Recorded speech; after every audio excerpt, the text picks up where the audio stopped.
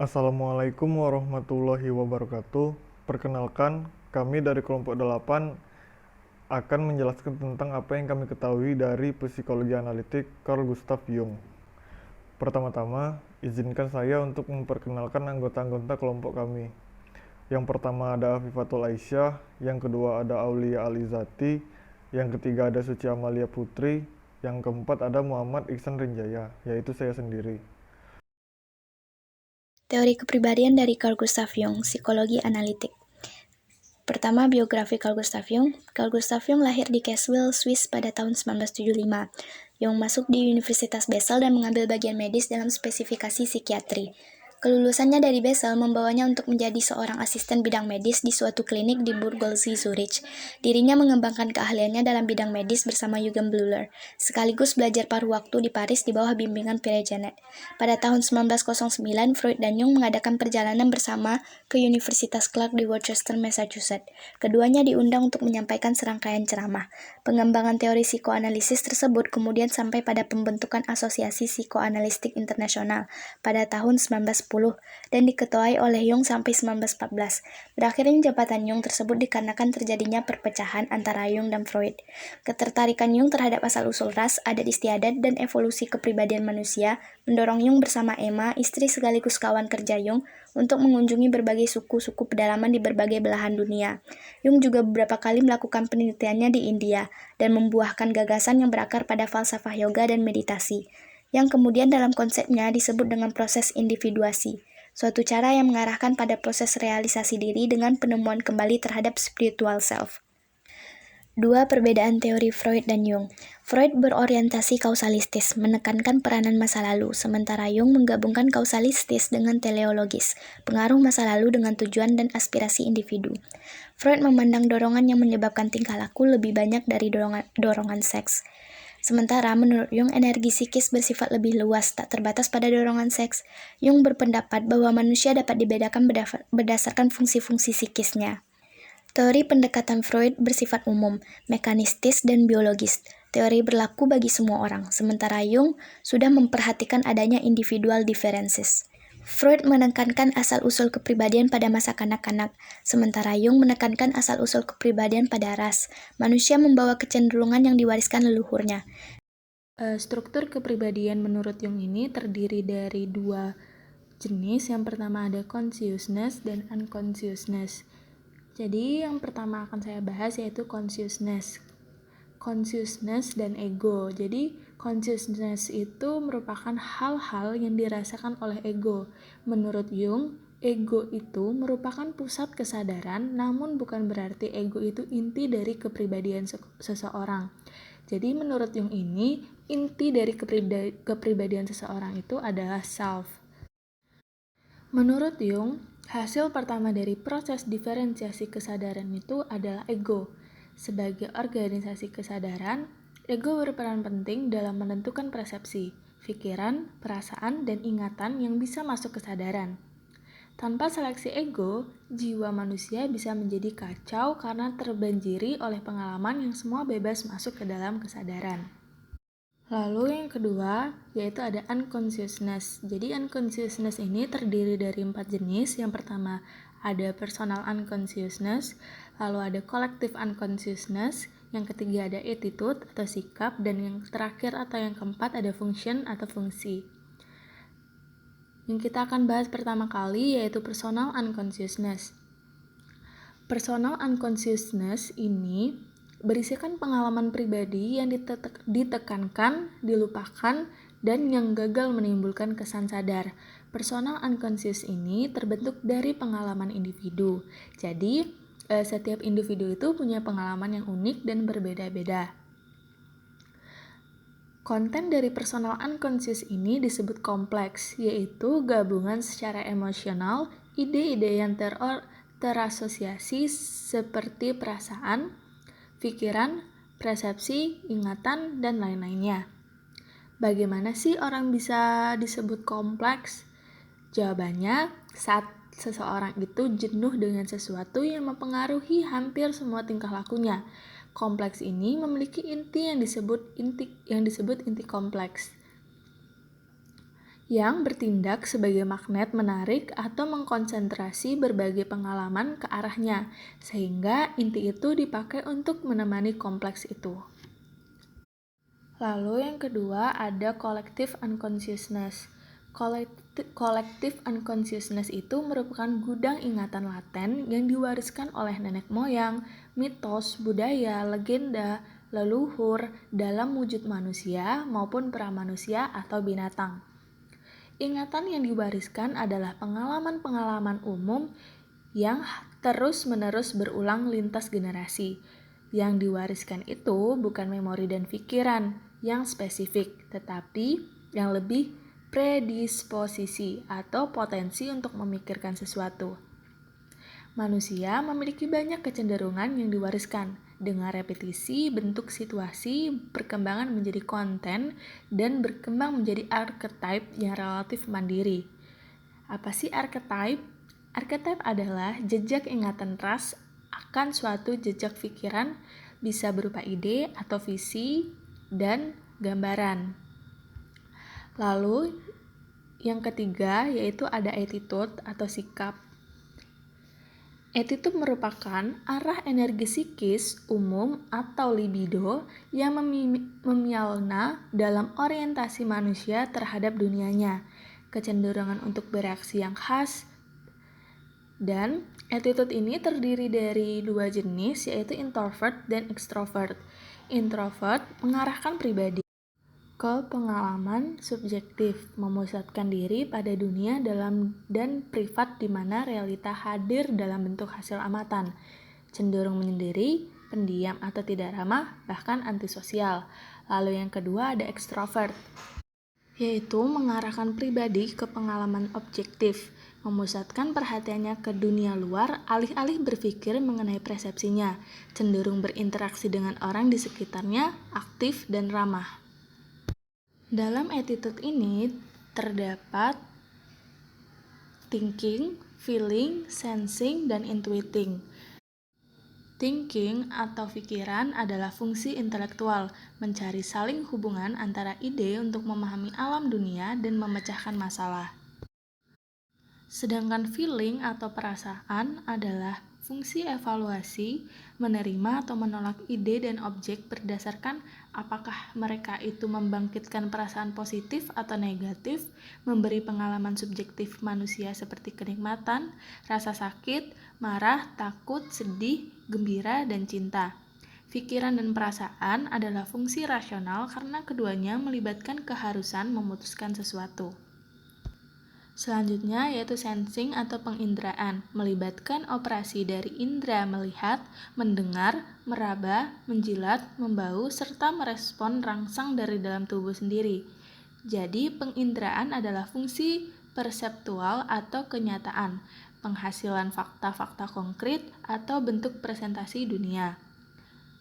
Sedangkan intuiting atau intuisi adalah persepsi secara tak sadar atau subliminal, yaitu memperoleh kebenaran tanpa melalui fakta yang konkret.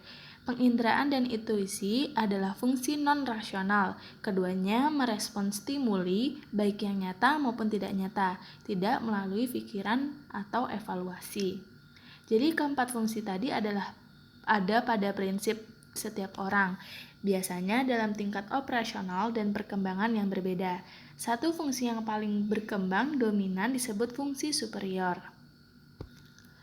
Lalu pada materi keempat mengenai unconsciousness yaitu ada fungsi atau function.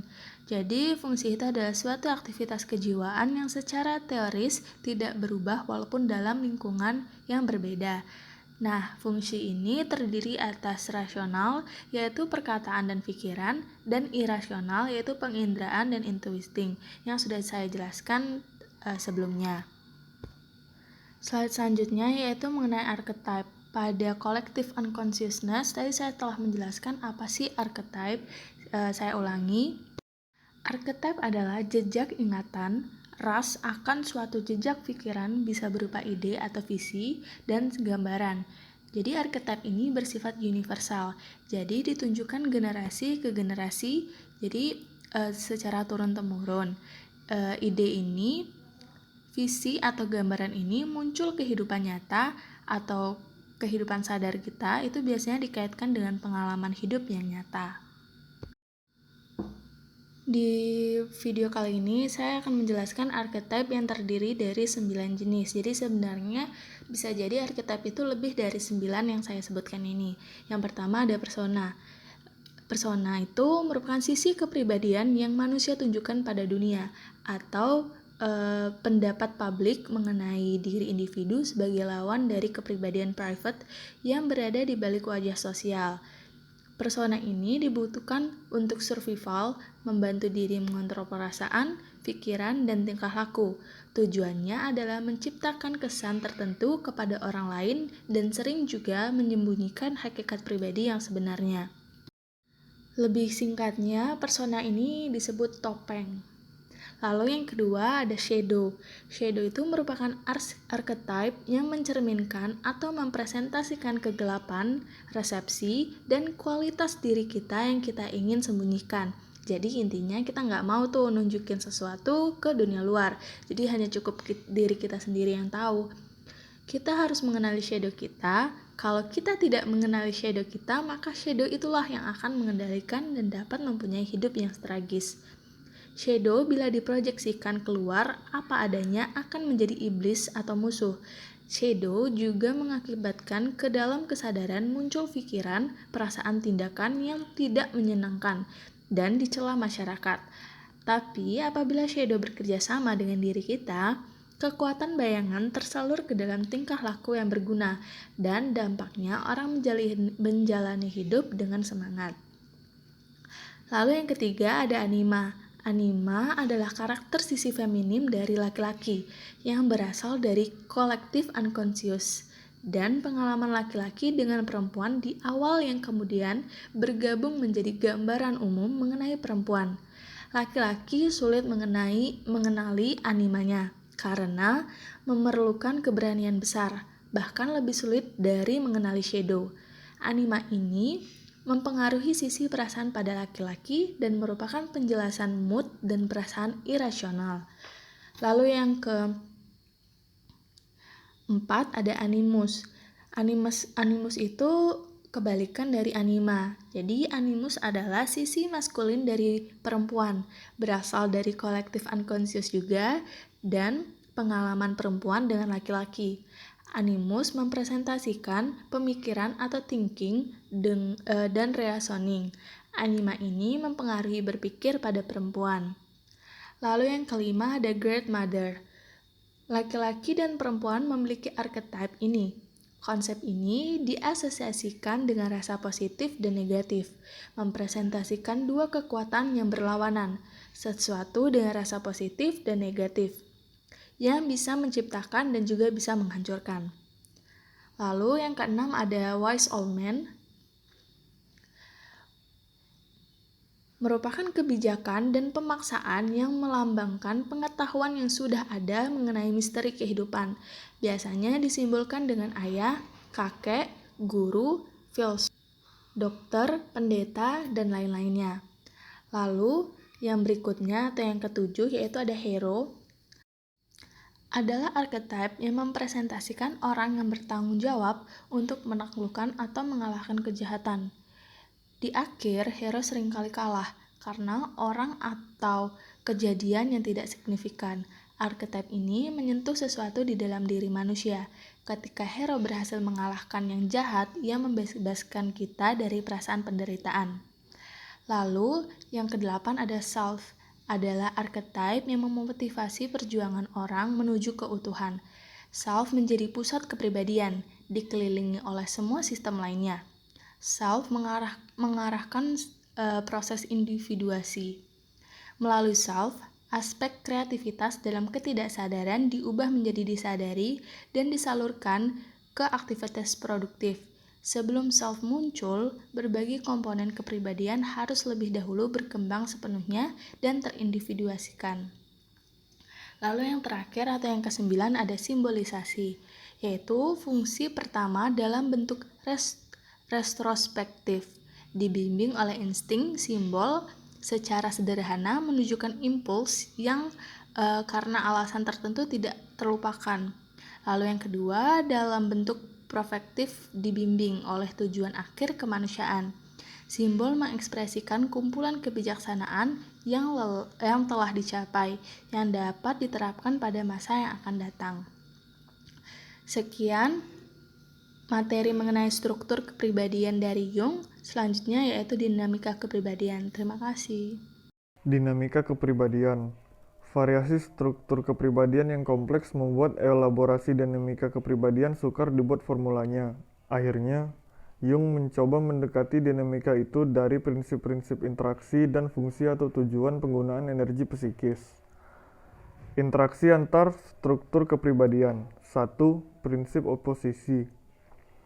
Berbagai sistem, sikap, dan fungsi kepribadian saling berinteraksi dengan 3 cara: saling bertentangan, saling mendukung, dan bergabung menjadi kesatuan.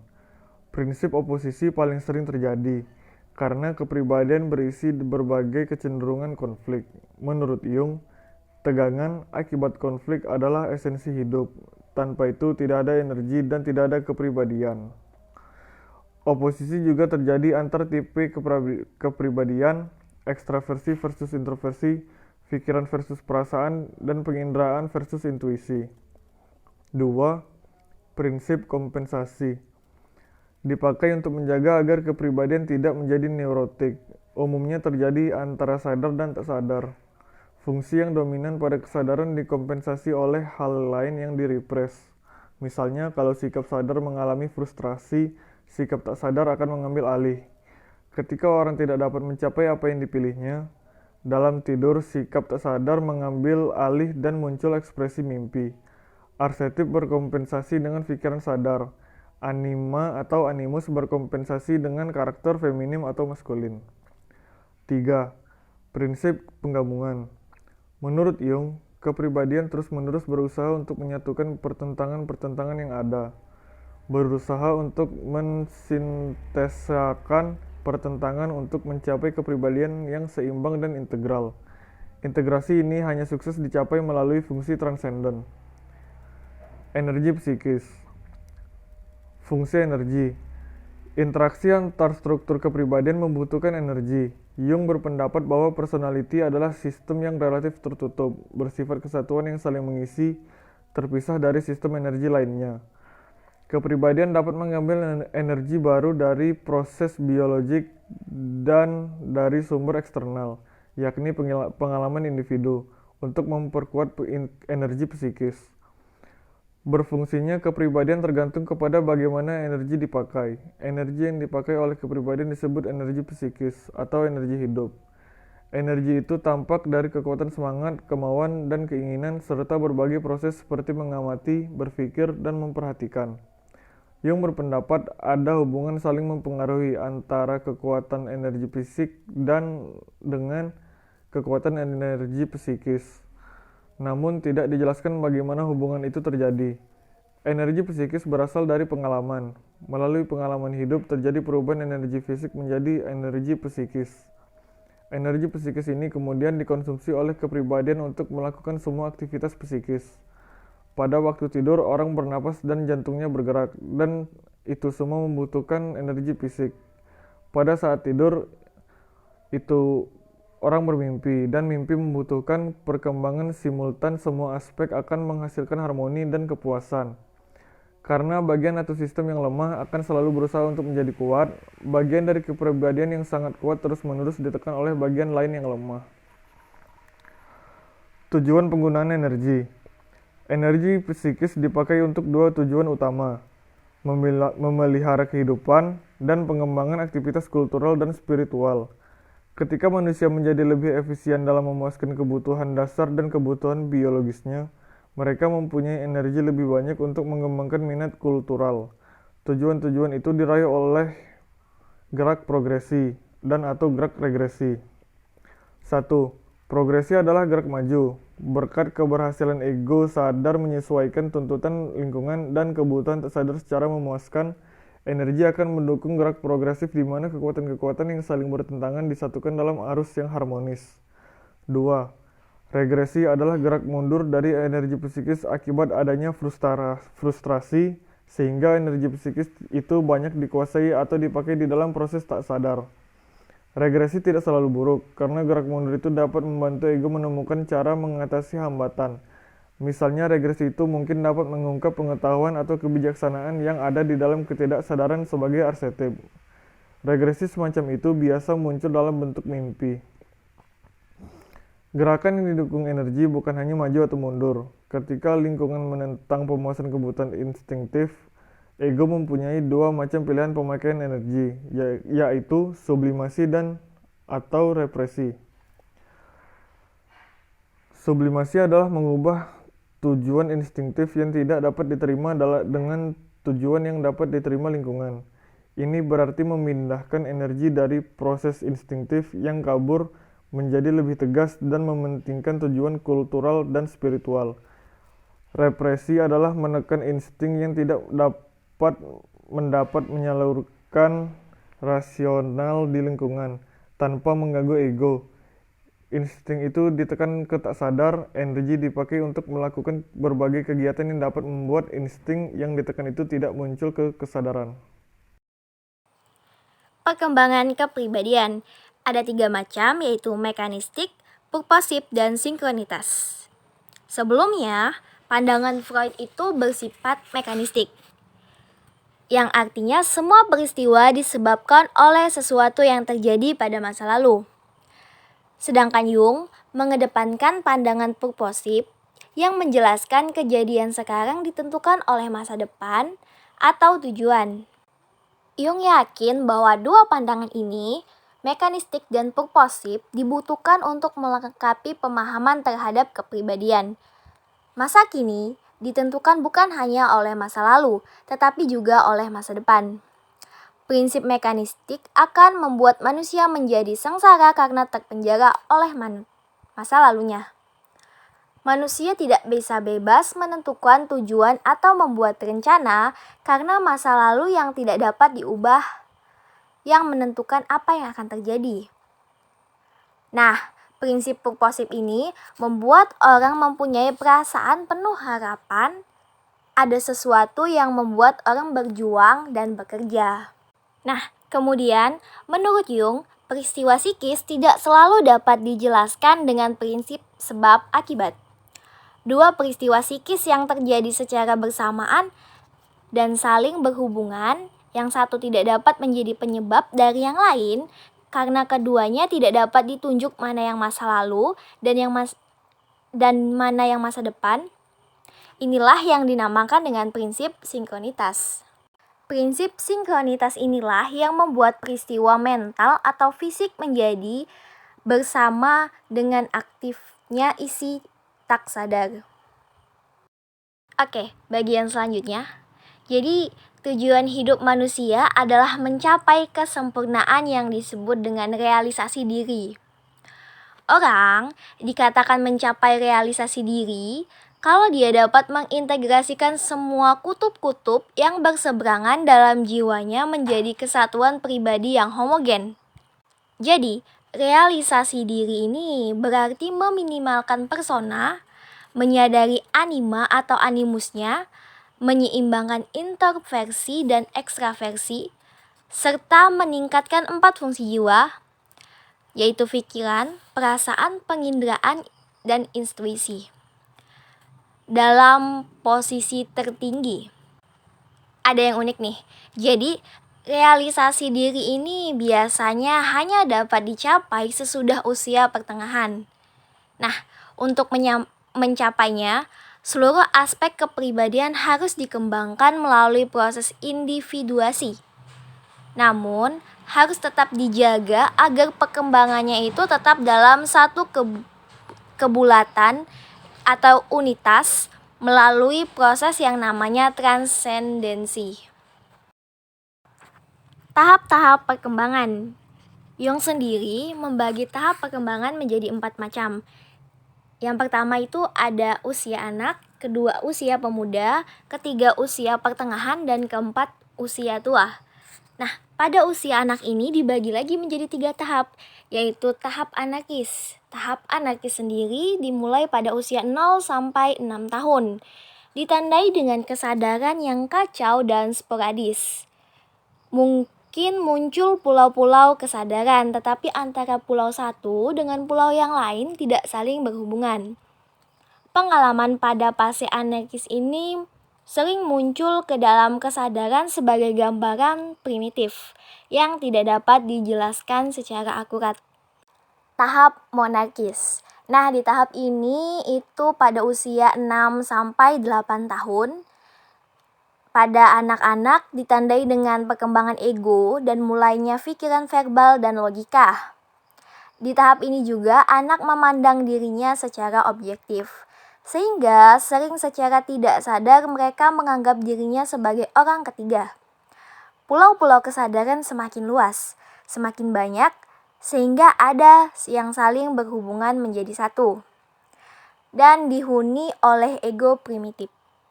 Yang terakhir ada tahap dualistik, yaitu kisaran usia 8-12 tahun ditandai dengan pembagian ego menjadi dua, objektif dan subjektif. Anak memandang dirinya sebagai orang pertama dan menyadari eksistensinya sebagai individu yang terpisah. Pada tahap ini, kesadaran terus berkembang. Pulau-pulau kesadaran menyatu, dihuni oleh ego kompleks yang menyadari diri sebagai baik sebagai objek maupun sebagai subjek. Masuk ke tahap pemuda. Tahap pemuda ini berlangsung mulai dari pubertas sampai usia pertengahan. Tahap ini ditandai oleh meningkatnya kegiatan, kematangan seksual, tumbuh kembangnya kesadaran dan pemahaman bahwa era bebas, masalah dari kehidupan anak-anak sudah hilang. Kesulitan utama yang dihadapi pemuda adalah bagaimana melupakan hidup dengan kesadaran yang sempit pada masa anak-anak. Kecenderungan untuk hidup seperti anak-anak dan menolak menghadapi masalah kekinian disebut dengan prinsip konservatif. Lalu, kelahiran jiwa terjadi pada awal pubertas, mengikuti terjadinya perubahan-perubahan fisik dan ledakan seksualitas. Jadi, tugas dari usia perkembangan ini yang lebih penting adalah menangani masalah yang datang dari luar. Orang harus mampu membuat keputusan, mengatasi hambatan, dan memperoleh kepuasan bagi dirinya sendiri dan bagi orang lain. Lanjut di usia pertengahan, yaitu rentan usia 35-40 tahun. Puncak perkembangannya sudah lewat, tetapi periode ini justru ditandai dengan aktualisasi potensi yang sangat bervariasi.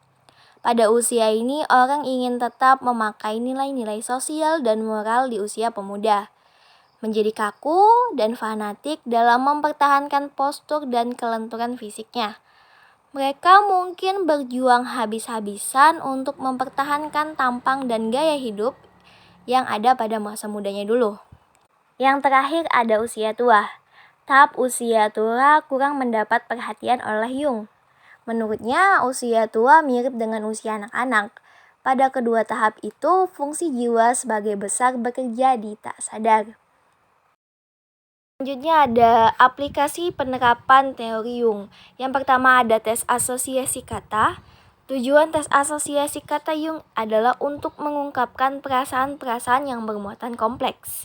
Gambaran-gambaran yang terikat dalam lingkaran kompleks mempunyai muatan emosi yang besar dan ungkapan emosional itu dapat diukur.